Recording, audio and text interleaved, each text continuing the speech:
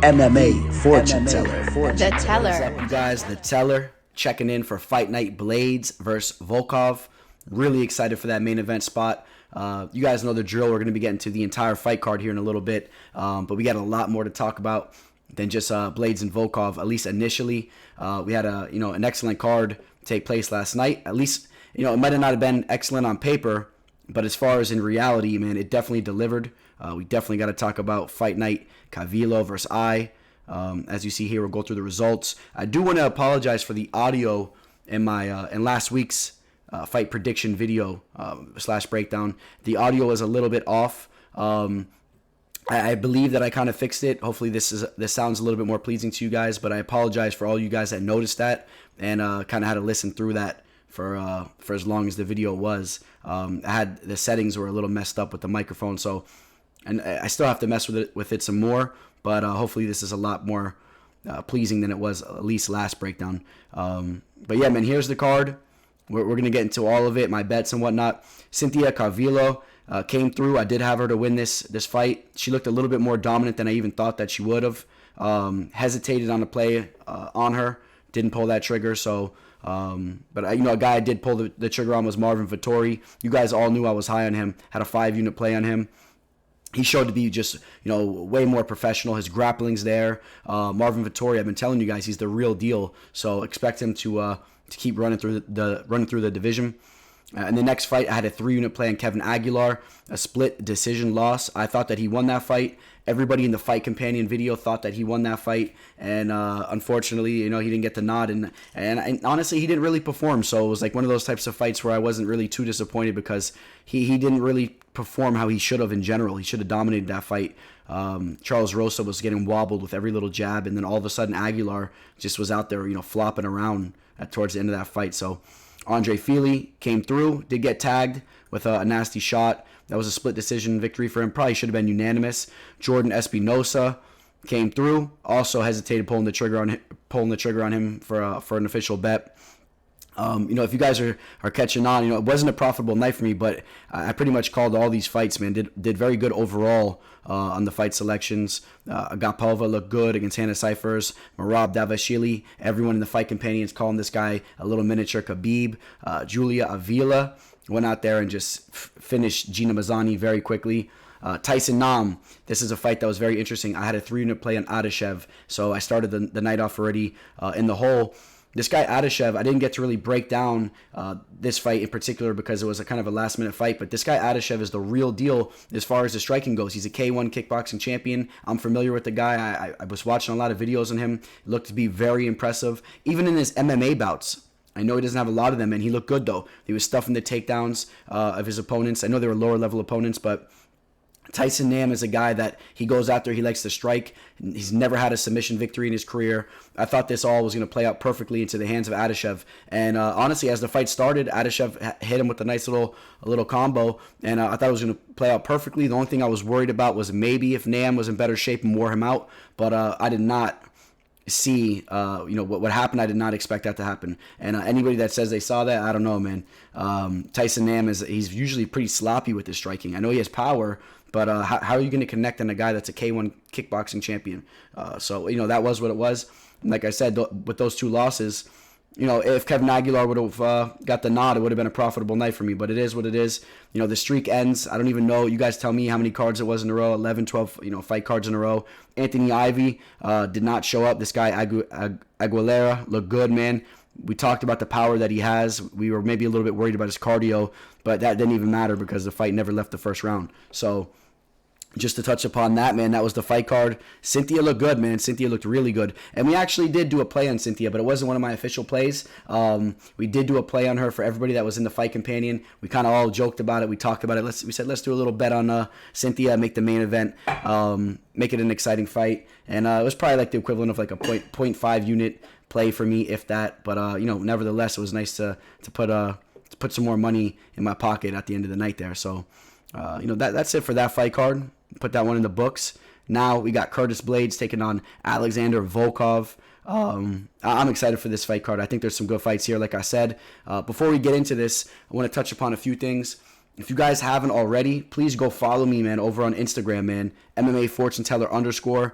I'll be posting, man, cool clips from my interviews, and I always got good stuff going on over here, man. Some cool pictures. And, man, it's the best way to get in touch with me as well. So if you guys are not already following me, please go follow me over there on Instagram. To touch upon the raffle, a lot of you guys have been sending me over some messages about the raffle. I might end up, I told you it's going to be going on for a couple of fight cards. If you guys are interested, man, please, don't hesitate. Get 3 people to follow me, refer 3 people to follow me, or just send me those screenshots of 3 people following me, and get 3 people to subscribe to my channel, new subscribers. Just send me those screenshots of that. Send me a little something. Show me that you did something. I'll put your name in the raffle. And I'm thinking about actually making the prize, just to spice it up, I'm thinking about making it a month subscription, like a free month, which is $120 value right now. So it's a good deal for you guys, man. Enter the raffle, and what I'll do is I'll also have like consolation prizes too. Everyone that joined, I'll look out. Every single person that entered the raffle, I'll do something for you guys. Maybe I'll give you guys each a free pick eventually, one way or another. But just shoot me a DM or email me. But if you're emailing me, that probably means you don't have Instagram, so you're probably not going to be into the raffle. But you guys let me know what you think. All right. You see the lines here. This is the fight card. And, also real quick, man, much appreciation for all you guys that have been subscribing to my channel, creeping up on 2,000 subscribers now. That happened really fast, right? I mean, we just hit the 1K and then all of a sudden we're at 2K. Really excited about all that, and I appreciate all you guys. If you guys are not subscribed to the channel, I see with my analytics, a lot of you guys tune in every week and you guys watch my videos. It would really help me out if you hit that subscribe button. You don't got to do all the bell and all that stuff. If you guys want to do that too. But, if you want to support me in any type of way, it really goes a long way if you could at least subscribe to the channel, man. I'm trying to get this platform growing and growing. So, and as always, I appreciate all you guys, man, including the haters, man. You see those haters tuning in, right, to the Fight Companion. There's always one little loser that likes to pop in that has nothing to do with his life, but to come in our Fight Companion discussion and try to throw some jabs at us. But, I'm quick with the block, right? I'm like what's his name, Matumbo, blocking those fools, man. So, yeah, man. I guess we're going to get into the fight card now, so I'm excited to start getting into these fights. Just right off rip, man, we got Roxanne Modafferi taking on Lauren Murphy. Fight taking place in the flyweight division. Of course, Roxanne Modafferi, she's been doing her thing, right? Really has had a resurgence in her career. Even though she's getting up there in age, she's better than ever. You see her on Instagram, she's actually, she's doing her thing, man. She's, first off, she's coming off a big win against Macy Barber, but if you see her deadlifting and whatnot, she's lifting heavy weight, man. There's not a lot of women that are lifting the weight that she does. That's just one aspect of the fight game, but she has a lot of strength, man, and you see it. She gets a hold of these girls, and she does her thing. But this matchup here, it's gonna be a little bit of a different type of matchup. It's not going to be an injured Macy Barber, or it's not going to be an Antonina Shevchenko, which we've seen now. She cannot stuff the takedown whatsoever. Lauren Murphy's a girl, in my opinion, that she's well-rounded, and she's been grappling for a long time. Laura Murphy, I kind of became more familiar with her on the Ultimate Fighter show, where she got in that little beef with Eddie Alvarez and whatnot, and, she takes the game serious. Very fit, very muscular. Like I said, though, I mean, she can go out there, she can grapple with you. She can also go out there and she could stop you.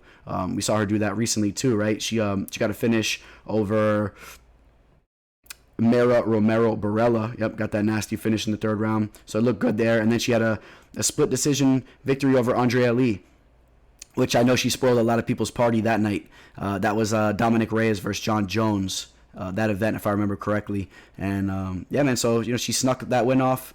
And I don't know, I mean, you see Roxanne Modafferi here. I mean, she looks like she's ready for business, but I just don't like the fact that when Roxanne Modafferi gets hit, She wobbles a lot every time that she gets tagged. It doesn't look good for the judges.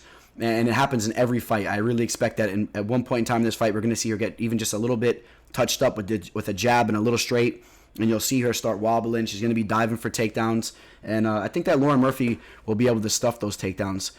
If Roxanne Modafferi is going to win this fight, she's going to have to seal some of those takedowns, in my opinion, and maybe just really, really, really push the pace. It's going to be in the small octagon, of course. Maybe she pushes that pace and gets some takedowns, or just kind of uses her striking as she just bombards Murphy. But I got Lauren Murphy to win this fight. That's what I'm going with. All right. As I said, though, this card, I think this card has some sleeper fights. That's a fight that I think can be an entertaining fight, man, for a female fight in the flyweight division. I think that could be an entertaining matchup. And then we go right to another entertaining matchup. We talked about this a little bit last night. We got Frank Camacho taking on Matt, the steamroller, Frevola. This is a solid matchup, in my opinion. You take a look at Matt Frevola. Matt Frevola is a guy, he's only lost one fight, right? He had that draw, which was an excellent fight. That was against Lando Venata. That was a fight he probably should have won. Not saying like technically he should have won on how it played out, but he seemed to be the better fighter in there, just made some mental errors. And then he went out there, handled business against Jalen Turner. I had him to win that fight. He was a dog. I still had him. I thought he would use his wrestling against Turner, and he did. And then he beat Luis Pena. I was there for the fight. That was the fight that took place in Tampa, and he really didn't win that fight. Violent Bob Ross, in my opinion, should have won that fight. I was there, man. I was in attendance. The entire crowd, for some reason, actually, what am I talking about? For some reason, he's from Tampa, right? He's a local. For some reason, I was thinking he's from New York, because I believe he's done some time training up there and whatnot. But yeah, he's a Gracie Tampa South also. He trains over there as well. So, yeah, when I was in the crowd, man, the entire crowd was going crazy for him. I'm talking about, man, when you're really there, you see how the judges get skewed one way or the other, because every time he did any little thing in that fight, the crowd was going crazy. They were all chanting for him. And you got to believe that the crowd had an influence in that fight, because he probably should have lost that fight, right? So, but now he's fighting Frank Camacho. Frank Camacho's a guy that, he's been losing a lot as of recently, but look at the guys that he's losing against: Beneil Dariush, Jeff Neal, Drew Dober, even the Leech is a decent fighter. The Damian Brown fight, that was only a split decision victory, but that's where he really started to look very impressive with his hands, in my opinion. His boxing, you started to see how good his boxing really is. The Nick Hine fight, he showed that once again. Somebody last night on the show said Nick Hine's a midget, so he wasn't really too impressed with that. But now he's taking on Matt Frevola, a guy that has a strong wrestling background, great jiu-jitsu, and the line is it's very close. I've been back and forth on this fight, man. I've really been trying to figure out who I want to take in this fight. I think that Frevola has the edge with the wrestling. I have this feeling, though, that Camacho might outstrike him on the feet. This is a tough one, man. This is a tough one. I'm gonna go with Matt Frevola. I like his jiu-jitsu skills as well. Like I said, he's a tough dude. I think we might see some scrambles, and I think Frevola might edge the fight, or it might help him out and be to his benefit that he has the edge as far as the grappling goes.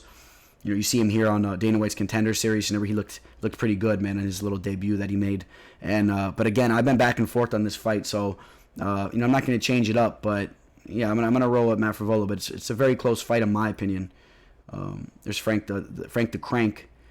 You see him brawling out with Damian Brown. That was a crazy fight. Damian Brown, I believe he's fighting over in ONE FC, I think, nowadays. I think he's from New Zealand or whatnot. But I'll go with Matt Frevola.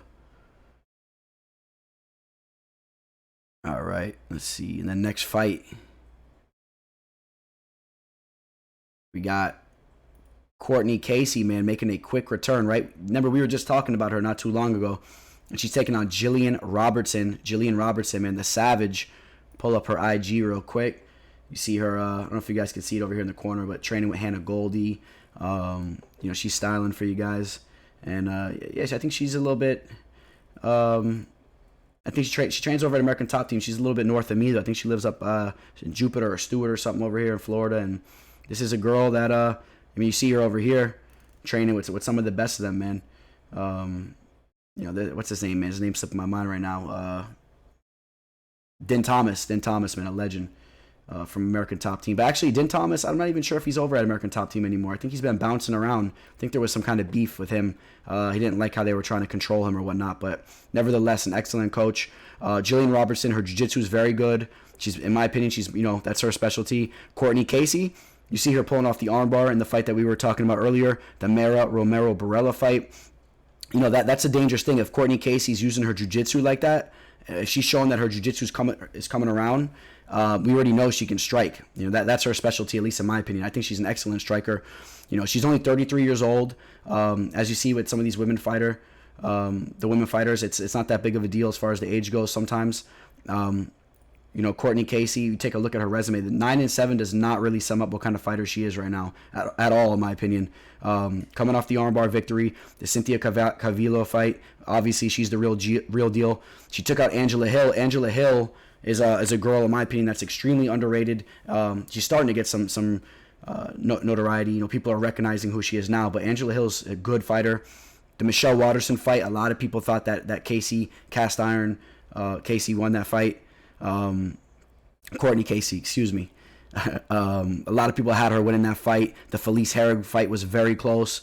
Jessica Aguilar, an old OG in the game, but really not in the level as much anymore. But still, Randa Marcos, a very tough girl, and you see pulling off the armbar even back then. So she's had some jiu-jitsu. You see her in the rear naked choke, but in my opinion, and all these big fights that you saw her in, she mostly relies on her striking. I think, in my opinion, her striking is a little bit better. Or it's one of the better aspects of her game, but the Brazilian Jiu-Jitsu is obviously there because she's ending fights with it. So I don't know if I necessarily see her getting the sub on Jillian Robertson. I think Jillian Robertson, her submission defense is going to be there, 25 years old. But I think Courtney Casey's probably going to have the edge as far as the striking goes. That's why I'm going to go with Courtney Casey to win the fight. I'm going to take Courtney Casey. She was just out there. She's going to be comfortable out there. You saw how relaxed she was, too, in that last fight, right? She got taken down or whatnot and just, she was very patient. She went for that armbar and she snatched it up. I'm going to go with Courtney Casey. I believe she's pulling up the line. Slight dog, plus 105. All right. And the next fight. It's a good one right here, man. Two tough middleweights. Marc-André Barriault, the Canadian fighter, taking on the Polish fighter, Oskar Piechota. Oskar Piechota, I'm going to start off with him real quick. This is a guy that a lot of people had high hopes for as he started to make a name for himself. He stepped in his debut, took out Jonathan Wilson, a guy people were talking about at one point in time. Then he went out there, took out Tim Williams, ended that fight with his hands. So, people were really high on him because Oskar Piechota's real strength is his jiu-jitsu, right? That's his. He's a black belt, I believe, in Brazilian jiu-jitsu. But then he went out there and he got submitted by Gerald Mearshart. People started to second-guess him a little bit, right? Went out there and got dominated by Vieira. But Vieira, for those of you guys that are not familiar with him, you will be soon enough. That guy is one of the best jiu-jitsu practitioners we've ever seen come over to the MMA game or to ever step into the UFC, to step into the octagon. Then in his last fight, man, he got knocked out by Soriano. Soriano's a guy that we know has crazy power. So now he's taking on Marc-André Barriault. This is a guy that has power as well. This guy, you see him holding the gold over there. He was, the kingpin over there in that other promotion up in Canada. And, coming off 3 losses as well. And if you look at the guys he lost to, not quite as impressive as the losses that, his opponent Oscar's coming off of. So Andrew Sanchez, good wrestler, but gasses at times and gets a little sloppy with the striking. Christoph Jocko, good fighter, split decision. But the Jun Young Park loss, that was a little bit of a red flag to me. It kind of shows what kind of fighter he is, in my opinion. Still a talented fighter, but that's a fight that he should have went out there and he should have took. So that was one of the main reasons why I'm leaning towards Oskar Piechota. I see this fight being more of a striking match. Although if it does touch the mat, I give it the edge to Oskar. I think Oskar will have a little bit better of jiu-jitsu, and I think he might dominate the grappling a little bit more. Oskar should have a little bit of an edge, maybe on his feet as well. Both aspects of the fight game. But Barriault carries big power, and these boys are big, man. These are big 185ers, and somebody can get knocked out in this fight easily. You've seen these guys. Not necessarily being finished, in Barriault's case, but he has a hell of a chin. But as far as Oskar goes, we've seen Oskar get submitted twice in a row, and then he's coming off a knockout. So I'm still going to go with Oskar Piechota to win the fight. I'm going to go with Oskar. I think he gets the victory here. All right. We got some girls throwing down in the next fight. We touched upon this last night as well, man. And for those of you guys that didn't tune in last night, I hope to see you guys for the fight companion that's going to take place this upcoming weekend. You know, it's going to be taking place every fight card moving forward. We had a blast, man. A lot of guys popped in. We had one dude on the show, man, from Australia. I believe he was from Perth. We had another guy on the show from New Jersey. You guys are all well familiar with the Arseny. We had a guy from London that was on the show. We had a guy from San Antonio on the show. We had a couple other guests, man. Their names are slipping my mind again. But we had another guest, man, Will from Peru.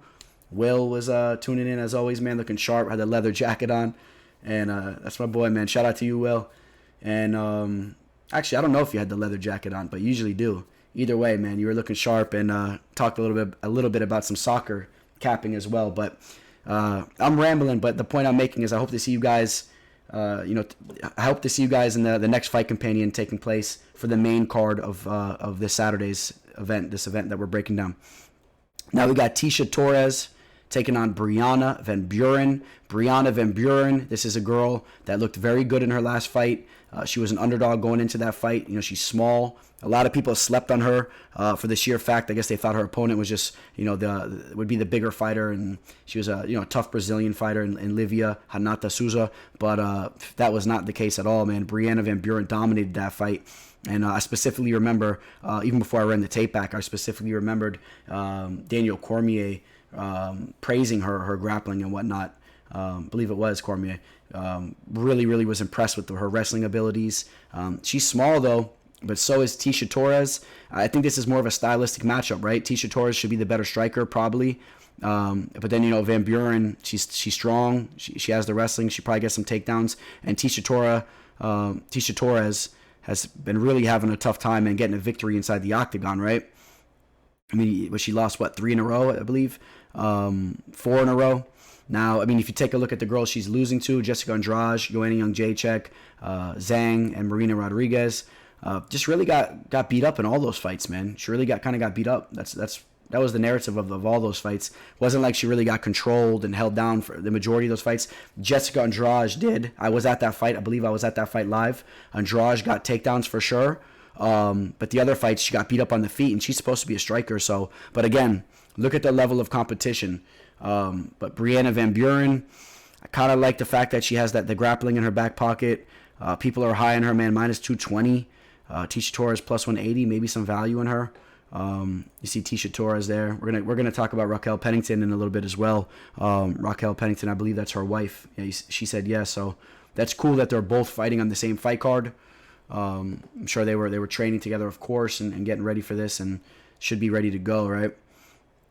I'm gonna have to go at Brianna Van Buren. The young small fighter who's putting things together right now. Got to go at Van Buren. I like the fact she has the wrestling in her back pocket, and I kind of question where Torres is at right now in regards to the fight game, But all right, we're gonna go on to the next fight. This is a cool fight, right? This is kind of an old school type of fight. This is a fighter that we've been talking about a lot recently too, right? He's boys with Christos Giagos, Clay Guida. I got some stories about Clay Guida. I saw him. I don't want to say I met him. I saw him at an event. I forget what event it was, but he was actually just on the side of the building. He was on the phone, and I just tried to give him a nod. I wasn't trying to really interrupt this conversation. I was just like, what's up? And I wanted to put my phone and just get a picture with him in the back because he was sitting there. I was waiting for 20 minutes, and he was not getting off the phone. So I was just trying to get that. And he gave me a dirty look, man. He gave me a look like, F you, I'm on the phone, because I think what was going on is he was not happy about whatever was going on the phone. I don't know what the deal was, but he wasn't fighting, obviously, that night or anything. He was just going there to have a good time, probably. But he's been around the game forever. We talked about the Diego Sanchez fight.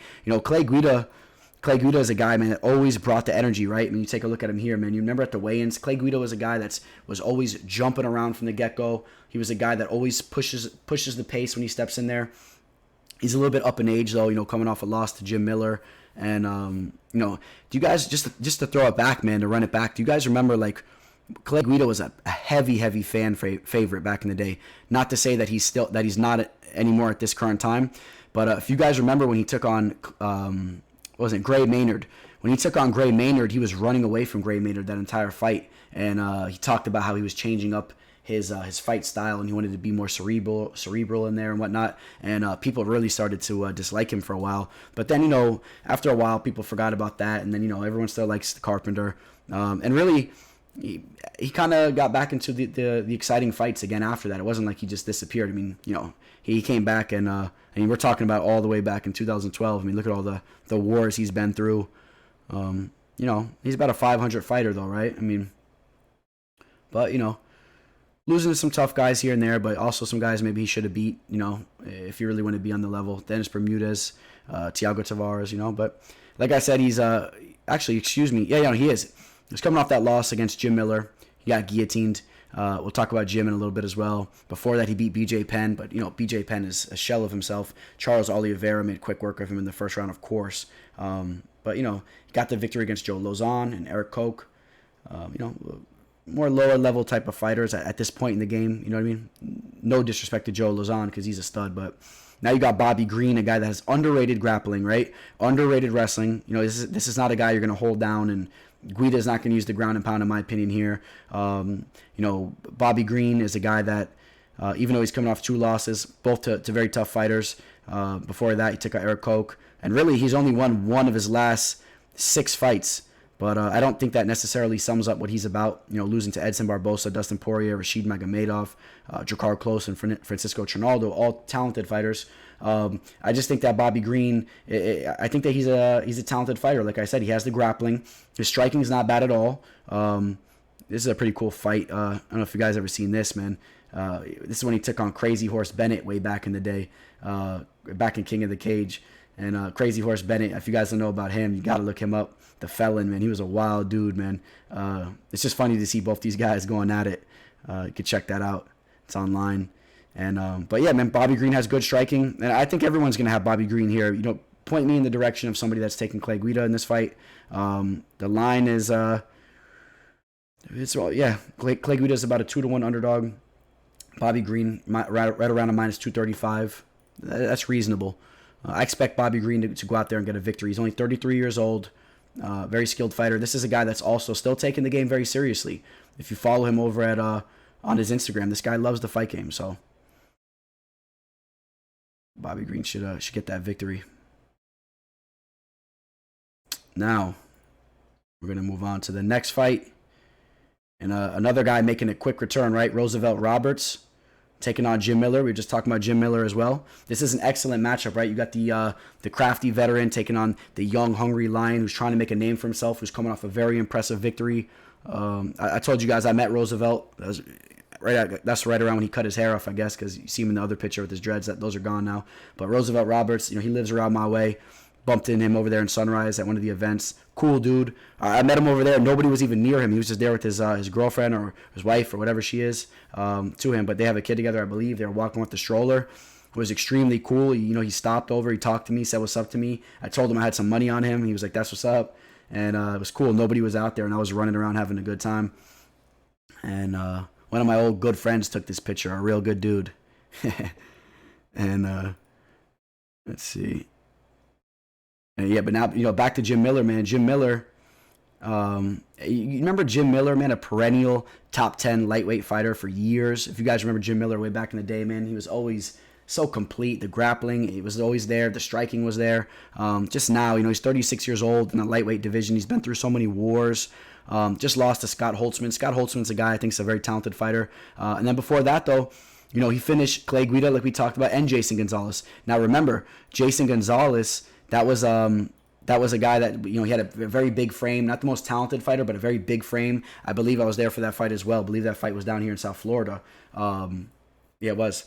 And Jim Miller went out there and rose to the occasion, and people were sleeping on him because they thought, like I said, Jason Gonzalez being younger, looking so physically imposing, but there was a complete different level of skills when they both stepped in there together. And but Roosevelt Roberts is a different type of fighter than Jason Gonzalez. He's not Alex White. He's not Clay Guida. He's not Jason Gonzalez. Roosevelt Roberts is a guy that has very good grappling. His striking is there as well. Very good striking. He's very quick, very quick. He carries pop in his punches. And got to assume that Roosevelt Roberts is going to go out there, hand Jim Miller another loss. And, I don't know if Jim Miller is still going to be hanging around. I mean, if he still has the desire to do so, of course, the UFC, they won't be cutting him or nothing like that. But, they got to give Jim Miller maybe easier matches than Roosevelt Roberts. But I'm sure that's not what he wants. I'm sure he wants these big matches like this. I'm sure Jim Miller's, trying to go back to the top of the game. He's a warrior, but Roosevelt Roberts is going to be too good for him, in my opinion, this upcoming Saturday. Let's see. Unless Jim Miller, just to play devil's advocate, if Jim Miller is going to pull this fight off, going to have to use his grappling, his wrestling. I've seen Roosevelt Roberts sometimes take rounds off a little bit. I've seen him get taken down and whatnot. Maybe Jim Miller, he hangs tough in there, has good cardio in this fight, and he wears on Roosevelt and gets some takedowns. Does something that we saw similar to the fight where we saw Roosevelt Roberts lose to Vince Pichel. Remember Vince Pichel was able to pull off that upset, a big upset. He was almost like a 2.5, 3-1 underdog in that fight. So just to play devil's advocate, but I got Roosevelt Roberts to win the fight. All right. Up next, we got... It's a good matchup, man. Two guys that kind of remind me of themselves, man. Similar types of styles. They always come in very fit. They have good striking, good grappling. Belal Muhammad, he's a good follow on IG. If you guys don't follow him, he does his fight picks. He doesn't necessarily make them as clean as I do. You see his little scribbles there. I don't know why he can't, put a nice box on it like the teller does. And you guys know how I do it. To be quite honest, he doesn't pick his fights like the teller either. You could run back, all the fight cards consistently. He does not touch the teller as far as his picks go. Just want to let Belal know that. If anybody wants to let him know I said it. But Belal's a guy, I think he has a really good heart. I was on his show. If you guys remember his Instagram show when this whole pandemic started, he was doing all these little things. I was on that show for a minute. Got booted pretty quickly. It was something that I forget what exactly he asked me to do, whatever it was. But if you guys remember, man, he was doing that like almost every day. And, that was a nice thing to see him doing, man. Giving out gifts to people and whatnot, trying to keep people entertained. Belal Muhammad, very, very complete. He's a very well-rounded fighter. Now, we touch upon his opponent, Lyman Good. This is a guy I've been watching way since the Bellator days. He was a champion over there. Very, very physically fit. Ever since the drug testing stepped up and all that, never really saw his physique change that much. I mean, this guy is, in my opinion, just a natural athlete in there. Now let's take a look at what they've been doing as of recently. Good. His record's 21-5. This guy, very, very accomplished record. Coming off a solid win against Chance Reencounter. You saw that fight. He finished him. Used the power that he has in his hands and whatnot. Did lose to Damian Maia, but Damian Maia takes guys out like that all day. Ben Saunders, he was a big favorite in that fight. He showed once again that he has the power in his hands. The Zaleski fight, he lost that. It was a split loss. Zaleski's a very talented fighter. That fight played out very closely. The point I'm making is that there's no question that Lyman Good is a very, very skilled fighter. Trains over at Tiger Schulman's Mixed Martial Arts, a camp that I'm very high on. I've been high on that for years. 35 years old. He's pretty much at his peak now. If Lyman Good's ever going to do anything, now's the time. He doesn't want to lose a fight like this to Belal. Now, Belal Muhammad, we'll touch upon him for a second. 16-3, 31 years old, very underrated in my opinion. This guy, maybe not underrated, people know about him, but he's a good fighter. He's a very good fighter. I just want to make that point clear. You saw him in his last fight. Started off a little bit slow in that Sato fight, and then he came through, pulled off the victory. Finished Sato. Defeated Curtis Millender, City Boy's boy, Curtis. Lost to Jeff Neal. Jeff Neal's beating everybody right now. No shame in that. If you look at his losses too, Vincent Luque, very talented fighter. Alan Jouban, very talented fighter. I believe he took this Alan Jouban fight on short notice. I might be wrong. Might have took that fight on short notice. I remember watching that fight. And he handles business against everybody else. Randy Brown, Jordan Mean, Tim Means, Chance Reencounter. So he does this thing. Take a look at the line here. Very close. Belal Muhammad's around a -140, which I think is about right. I like Belal to win this fight. I'm picking him to win the fight. As much as I like Lyman Good, I think he can go out there and handle business, but I think Belal is just a little bit more well-rounded. I like his aggressiveness. His striking is good as well. Trains out of an excellent camp, Rufus Sport. Those guys got the grappling. They got the the striking down and all that. All right. So Belal Muhammad is my selection. All right, keeping it moving. We got Marion Reneau. I can't believe, how old is this chick, man? 43 years old, still scrapping. Raquel Pennington, 31 years old. Marion Reneau, she was a girl. I haven't really been keeping up to date with her too much, but I believe she was dating Doug Marshall. I don't know if you guys remember Doug Marshall. Doug Marshall was a guy, I was a big fan of his. He used to fight in WEC. He was the light heavyweight champion. He's the guy. If you guys want to watch an excellent fight, man, I watched this fight live. I was so ecstatic for this fight back in, what was it, Versus, the old station Versus. Doug Marshall versus Brian Stann. That's when Brian Stann was undefeated and he won the light heavyweight title. I believe Doug Marshall, the point I'm making, I believe he was dating Marion Reneau, and excellent Muay Thai fighter. And I know he was working with her for some time. He was always on Instagram. Kind of seemed like they had a thing. I could be completely wrong. But Marion Reneau she's a tough chick. Had that big upset against Sarah McMahon. Took out Talita Bernardo, the jiu-jitsu specialist.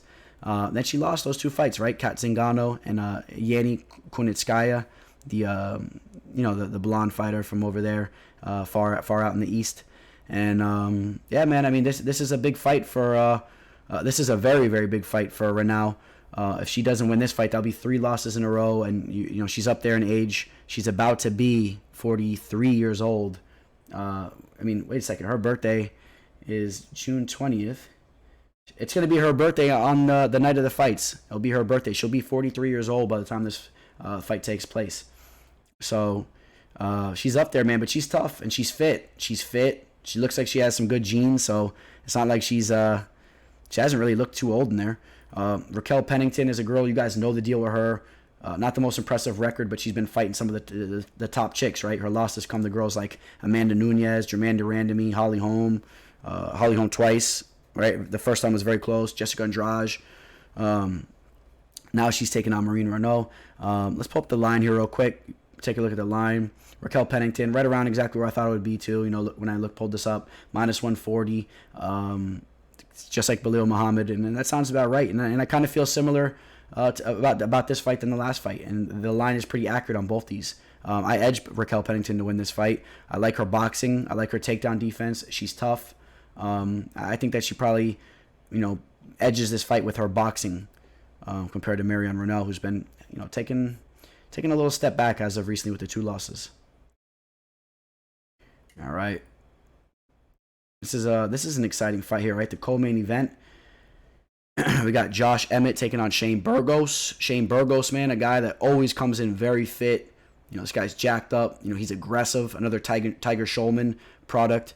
And then you got the Team Alpha Male product and Josh Emmett. Josh Emmett, man, this is a guy. How about his knockout against Michael Johnson? That was, oh my God, that was devastating. This guy really carries power in his hands. He has the wrestling background, but this guy is a knockout specialist, in my opinion. The power that he carries, coming off 2 finishes, right? Not only the Michael Johnson victory, he actually took out Mirsad Bektik in that last fight as well. Bektik was the slight favorite in that fight. Went out there, got the finish. Took out Ricardo Lamas. I was there for the Jeremy Stevens fight. He lost that. He got knocked out. So, in his last 4 fights, it's like he's either knocking you out or you're knocking him out. And Shane Burgos, this is a guy that he carries his hands very low, and we've seen him get finished before, right? Got finished by Calvin Kattar, as you guys see here. At the time when these guys were fighting, they were 2 of the young prospects that were trying to make a name for themselves. Shane Burgos was the favorite coming into that fight. Everybody was really high on him, undefeated, and Kattar actually made the statement that night, and since then, you guys know the rest is history for Calvin Kattar, man. He's really, really been making a name for himself. But the reason why I bring that up, though, is Shane Burgos, in my opinion, has holes in his game as far as his striking defense goes. Even in that last fight, he ended up, he got the finish against Makwan, but he ate some shots in that fight. Cub Swanson, he was eating a lot of shots from Cub in that fight. That was one of my bets that night. I hit that bet, and I don't think it was a split. I think that he should have won that unanimously, but I didn't like the fact that he was letting Cub tag him up the way that he was. He drops the hands. I'm telling you, Josh Emmett is a guy, you drop your hands, it only takes 1 shot, and you're talking about highlight reel type of power, man. We're talking about, you're going to be taking a nap for a couple minutes. You're going to be all messed up. Josh Emmett's coming in here as the slight underdog. I'm going with Josh Emmett to win this fight. I just don't I don't want to be backing Shane Burgos in this fight when he continues to drop his hands. I understand that he's going to be walking Emmett down, at least. I believe so. He's very aggressive. He's going to be walking. He's going to be throwing those T kicks. He's going to be pressing him. But Emmett's not afraid of none of that. Emmett's going to be, waiting to counter punch. He has the wrestling abilities, too, if they have little scrambles and whatnot. And I think that Emmett connects with something probably. That's what I'm going to pick here. But again, Shane Burgos is a guy. He's the favorite, right here. You see him, he's the favorite. A lot of people are high on him. He's going to be the aggressor. He also has very dangerous striking, too, and he can knock dudes out. Throws his punches from very low, man. He's like a gunslinger. And, let me not disrespect Shane Burgos here, but I got Josh Emmett to win the fight.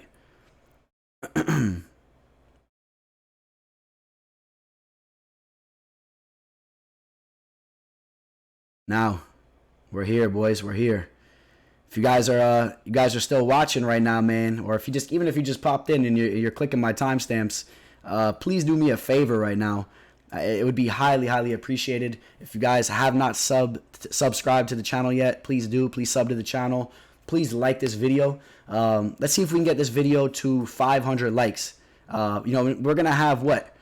Hopefully, we'll have another 7,000 views on this video, like we did for UFC 250.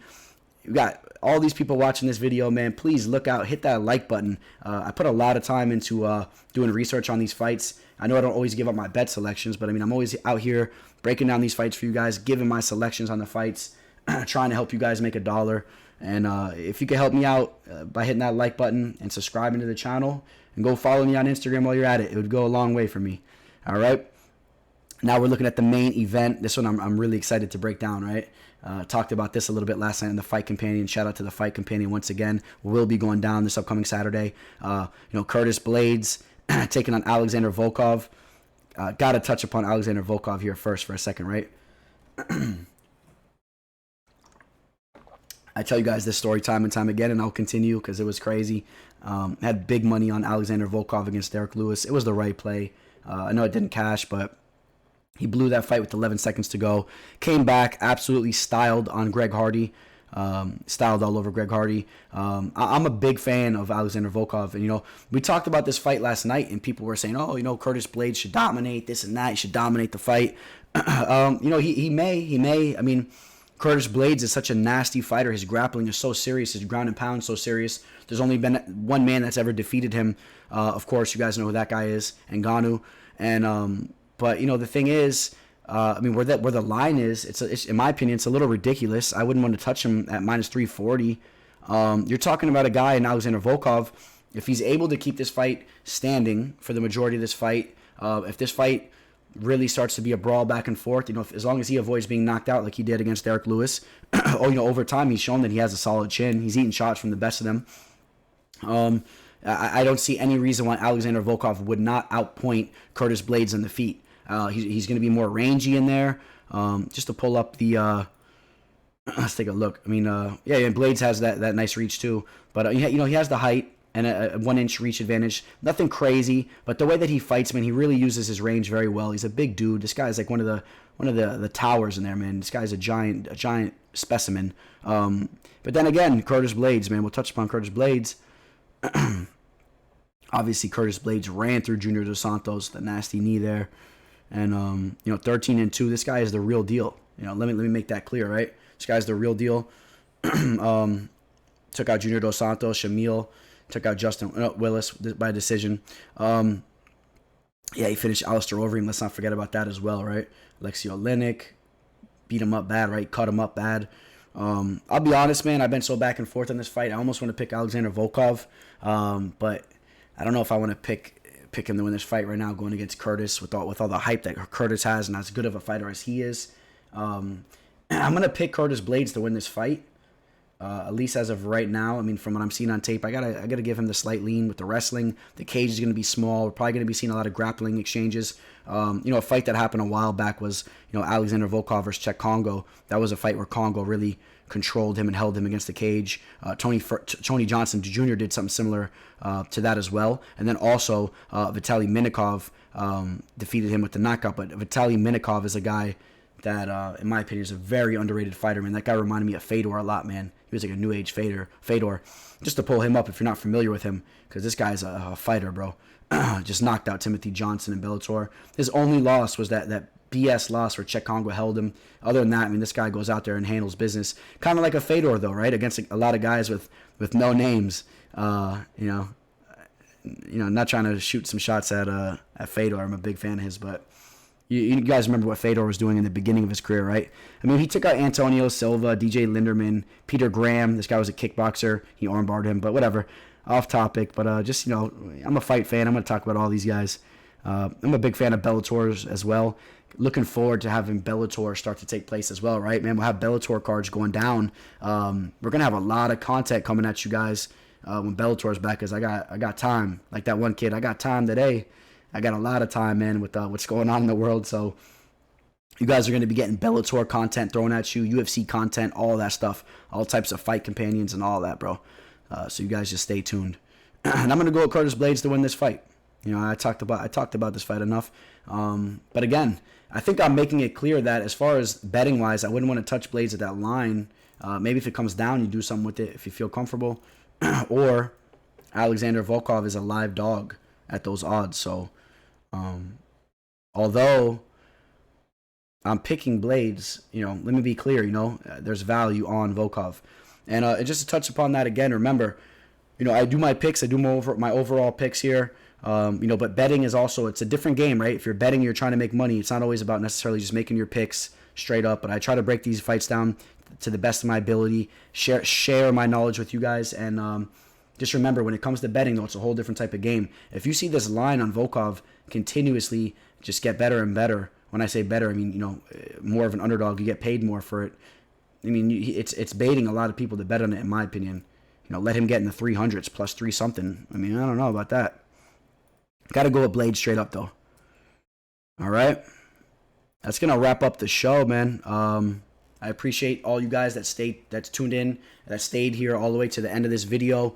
Like I said, man, I mean, pretty much covered everything. I'm going to be doing that raffle, man. If you guys want to be part of that raffle, I'm going to be throwing out consolation prizes to everybody. So if you enter, I'm going to hook you up with something. I'm going to throw something your way, man. Free picks. Have at least 3 of your boys follow my page, man. Let them know about me. Follow my Instagram and have them subscribe to my channel. Just prove to me that you did a little something. Show me a picture, whatever you want to do, and I'll hook you guys up. And then the winner of that raffle is going to get an entire month of my picks for free. And depending on how many people enter, maybe I'll even pick a couple different winners. You know what I mean? I'll make it good for you guys.